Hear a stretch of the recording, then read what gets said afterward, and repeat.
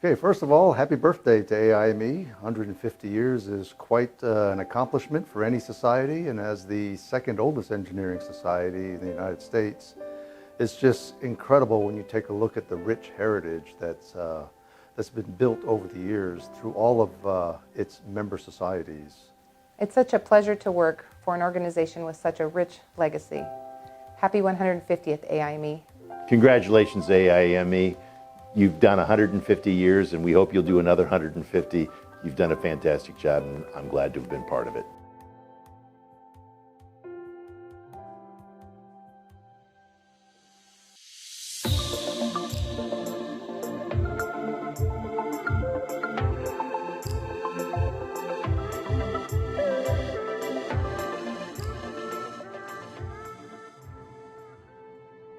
So you had these ideas, objectives, first to see economic production of useful natural resources, second, having a greater safety and welfare of those employed in the industry. So all of this is relevant today. They're talking about this strategic mission, and it's 1871, 150 years ago. Those original 22, they came from New York, from across Pennsylvania, and you had 8 men from Wilkes-Barre. They get to talking, and a central idea emerges. Let's preserve our collective knowledge and our experience for the benefit of the future. So they are looking to protect and provide for the engineers of their time, but they're also establishing an organization with an eye on the future. This is a major ideal and insight that really set AIME up for lasting success. Thus, the American Institute of Mining Engineers was born. The result of that meeting on May 16, 1871, was the formation of one of the first great U.S. professional societies in engineering. We're talking about providing a forum for members to exchange and solicit views and insights. Establishing meetings and visits to industrial centers, dissemination of technical information. These men created many of the core values that we admire and adhere to in the 21st century. AIME subsequently became known as the American Institute of Mining, Metallurgical, and Petroleum Engineers. It now has 4 individual member societies: the Association for Iron and Steel Technology, AIST, the Society for Mining, Metallurgy, and Exploration, SME, the Society of Petroleum Engineers, SPE, and the Minerals, Metals, and Materials Society, TMS. All of which have a combined international membership of more than 200,000 professionals and students. The first few decades showed good growth, an indicator the founders really were onto something. You had David Thomas, this blast furnace expert from Wales, serving as the first president of AIME. Then Rossiter W. Raymond followed. Raymond, in addition to being a consulting mining engineer, was a practicing lawyer, sailor, and a secretary of AIME for 27 years. So when you look at it, most of AIME disciplines go all the way back to the founding in 1871. The initial meetings were held in the East, but however, after about 10 years, the meetings actually transitioned out to the West, initially to Denver. Women were becoming more involved. Ellen Swallow Richards was actually the first female member of AIME in about 1876. That's only about 5 years after AIME was formed. She had a fantastic life. She accompanied her husband, Robert H. Richards, on his tours. She went along as chemist. And she probably was the first one to set up an environmental baseline for copper. She wrote a book on geology. She taught geology at MIT. She taught geology at Harvard. Ellen Richards is recognized as probably the most prominent female American chemist of the 19th century. She was also the first woman admitted and later became a faculty member of the Massachusetts Institute of Technology. She introduced ecology in the United States and is credited as the founder of the American home economics. Today, TMS presents the Ellen Swallow Richards Diversity Award. It goes to an individual who, in the remarkable pioneering spirit of Richards, helps or inspires others to overcome personal, professional, educational, cultural, or institutional adversity to pursue a career in minerals, metals, and/or materials. Then at the turn of the century, there are these major technological breakthroughs. These advancements were not only beneficial to our industries, but also to the health of the workforce. For example, electrically powered ventilation fans emerged, increasing safety and production. In 1922, rock dusting was confirmed to prevent coal dust explosions. And also about that same time, companies began large-scale manufacturing of both sheet and plate products. With Daimler Motor Company producing gasoline engines, Spindletop, and the Texas oil boom. All of this momentum. Then you have this, oh yeah, we're here to stay moment in the early 20th century. Around the 35th anniversary, AIME becomes incorporated. Within a year, the AIME headquarters was established in New York City. Andrew Carnegie gets a lot of credit for this milestone. He wanted to build a building to house various engineering groups. So AIME partnered with its sister organizations to fund a portion of this project, along with $1.5 million donated by Carnegie. In 1907, the United Engineering Societies building opened, providing a shared space for the American Institute of Mechanical Engineers, the Engineers Club, the American Institute of Electrical Engineers, and AIME. Membership exceeded 4,000, with a growing number of delegates from outside the United States. As the industry quickly grew and evolved, new divisions and technical committees also began to form.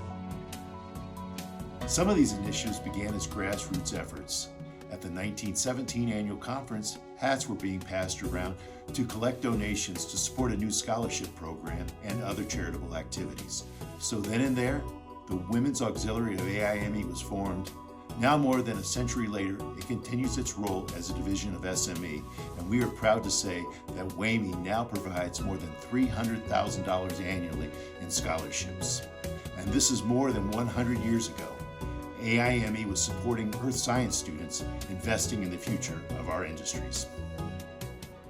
Following the First World War, there's more emphasis on exploration and specialization, so a petroleum division is created, then an iron and steel division, followed by a metals division. And there's a fairly famous face leading the charge. Before he was the United States President, Herbert Hoover was the president of AIME. A mining engineer before the war, Hoover was big on increasing productivity. This is a man who actually enjoyed a distinguished career in the industry. He rose through the ranks to be a shift boss at Grass Valley. He worked in mines in Colorado, London, Australia, and later famously producing gold. He followed that with a stint in China, working coal mines there. When his engineering career was all said and done, Hoover had touched projects in New Zealand, New South Wales, Russia, Burma, California, and many more areas. Hoover's contributions to AIME and the societies led to the presentation of a medal in 1930. The award recognizes outstanding extra-career services by engineers to the well-being of humankind. Now called the Hoover Medal, it is considered one of the highest humanitarian honors in the industry, and is still conferred by AIME and other large U.S.-based engineering groups today. His efforts ran alongside those of Anthony Lucas, often referred to as the father of petroleum engineering. Anthony Lucas was a mining engineer. Most of us know him for the successful drilling of Spindletop in 1901. Which frankly is one of the most important events in the history of petroleum engineering. That event shifted the center of the petroleum hub. It moved to the Texas Gulf Coast, where it remains powerful still today. His technical knowledge was so advanced, especially given the time period that all this was happening. AIME established one of its major institute awards in his name in 1936, the Anthony F. Lucas Gold Medal, recognizing distinguished achievements in improving technique and producing petroleum. To this day, it is acknowledged as SPE's major technical award. Every other year, years ago, the annual meeting of the AIME was in New York, and that went on for a long, long time. So while I was a student, I remember going to a meeting and and staying in the Y down near Penn Station, and was very impressed to meet and listen to some of these old giants of who wrote papers in the 30s and the 40s. The first 100 years were beautiful. We really established a tradition of excellence.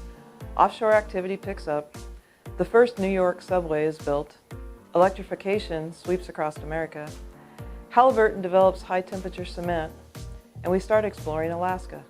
Following World War II, metals and materials science and engineering evolved at an astounding pace. Developments were driven by defense and energy needs, the upward reach to create a commercial aviation and aerospace industry, the emergence of aluminum to join steel and copper as pillars of global infrastructure, and the empowerment of researchers with revolutionary analytical tools like electron microscopy. Accelerated R&D resulted from new marketplace dynamics, a focus on innovation, and the brilliance of scientists and engineers who ingeniously translated scientific discoveries into practical applications. Coiled tubing, the Apollo lunar landing, deep water coring, Ethernet. Diverless subsea, the first PCs to hit the market, oil discoveries popping up all over the globe. So the timing was perfectly aligned in 1969 to start a new conference, the Offshore Technology Conference. AIME played a key role in creating what is now one of the largest and most important conferences held annually in the oil and gas industry.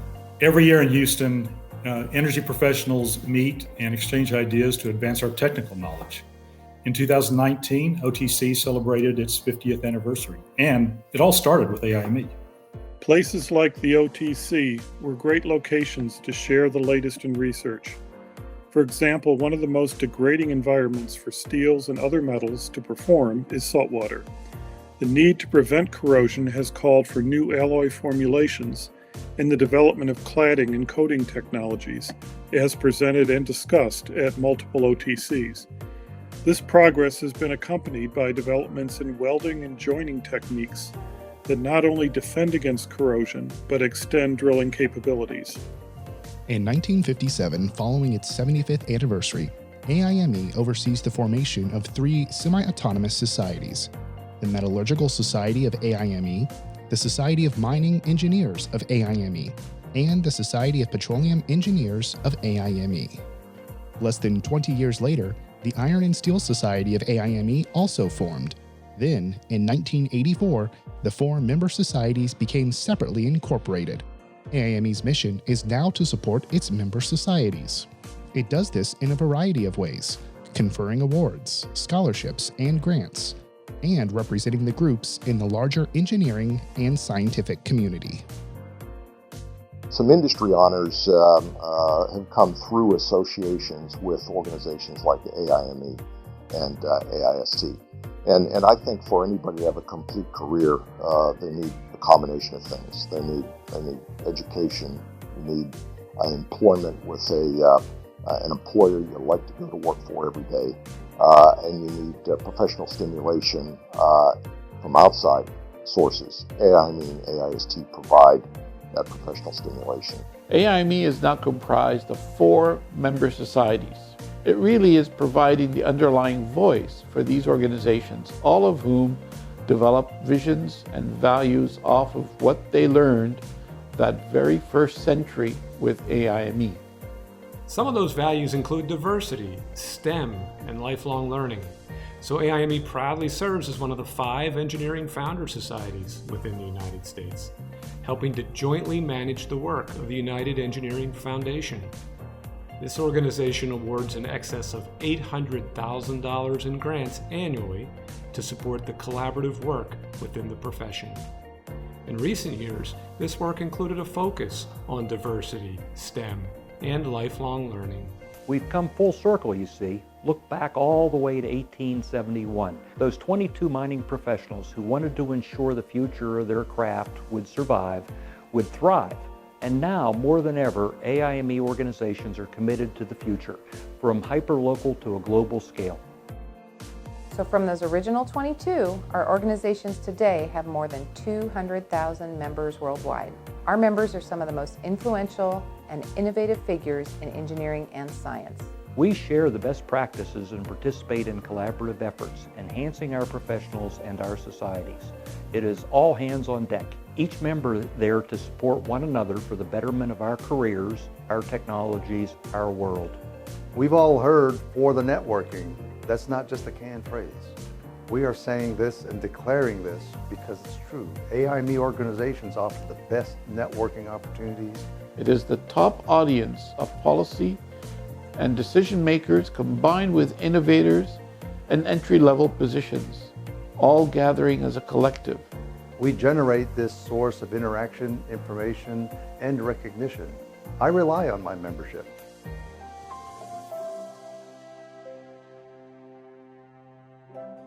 Congratulations, AIME, and let's hope in 150 years, AIME and the four societies are still as strong and providing the same dedicated service to our members. I'm really thankful for being a 50-year member of AIME, member of the Legion of Honor.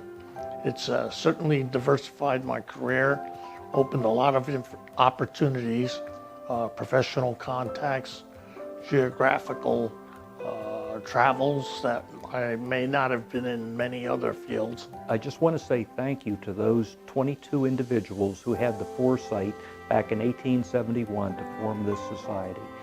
The legacy that they structured is absolutely unbelievable. AIME, congratulations and thank you. I'm so thankful for the meeting in Wilkes-Barre now 150 years ago. 150 years, wow. Congrats to AIME and thank you all. I really would like to thank both AIME and AIST for this fantastic opportunity to affect both the AIST Society and the AIME Founding Society on this 150th anniversary celebration. Thank you all. Congratulations, AIME, on your 150th anniversary. We really appreciate the support that AIME provides to SBE, and we look forward to the next 150 years.